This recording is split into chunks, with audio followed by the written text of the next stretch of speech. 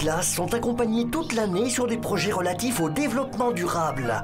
Une action pilotée par la ville de Clermont-Ferrand en partenariat avec la direction académique et le CPIE, le Centre permanent d'information environnement de Thé.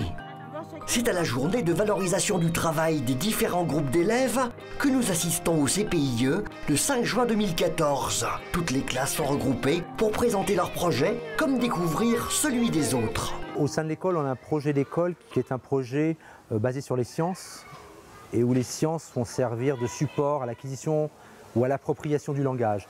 Donc quand on a vu que la municipalité nous proposait une activité autour du jardinage et de l'eau, tout de suite on a sauté dessus. Avec l'aide de la ville, on a créé cet espace jardin avec des parcelles, on a mis en culture. Et puis aussi, on s'est intéressé aux petites bêtes qui vivaient dans le jardin.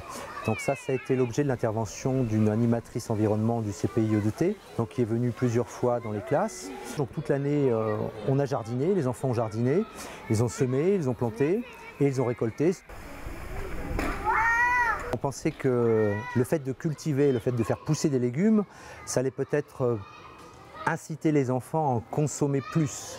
On aménage, on crée, on aborde toute la problématique de l'alimentation, la qualité, les fruits et les légumes de saison et aussi l'équilibre alimentaire. Et au travers du jardinage, la biodiversité qu'on peut cultiver en ville. L'autre thème sur lequel on travaille beaucoup, c'est l'eau, que ce soit l'eau dans la nature et nos usages et nos impacts, nous au quotidien, dans nos relations à nos consommations d'eau. Ce sont pour l'année 2013-2014 12 classes de 5 écoles, 8 maternelles et 4 élémentaires qui bénéficient d'un accompagnement. Plus de 300 élèves sont concernés.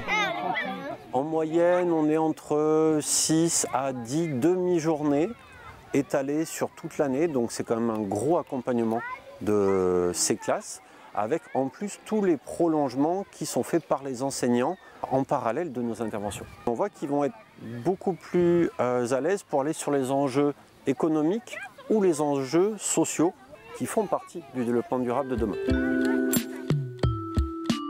Il faut être bien éduqué pour être un bon éco-citoyen. Le meilleur respect de l'environnement passe certainement beaucoup par l'éducation des parents, par leurs enfants. Le monde à l'envers, pour qu'ils tournent dans le bon sens.